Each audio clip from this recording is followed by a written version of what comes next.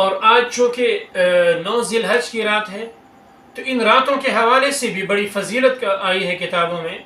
کہ جناب رسول اللہ صلی اللہ علیہ وسلم نے فرمایا کہ ان راتوں کے اندر اگر کوئی عبادت کرتا ہے، یہ راتوں میں قیام کرتا ہے، تلاوت کرتا ہے، نوافل سے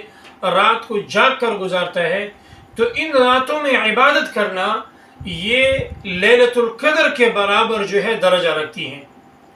اور آج چونکہ 9 ذی الحج کی رات ہے، آخری رات ہے، اس کے بعد پھر قربانی کی راتیں آ جائیں گی، قربانی شروع ہو جائے گی، تو چاہیے یہ ہے کہ ہم اس رات کو قیمتی بنائیں، تلاوت کے ذریعے، دعاؤں کے ذریعے، نوافل کے ذریعے، اذکار کے ذریعے، اور ہم اس رات کو جاگ کر گزاریں۔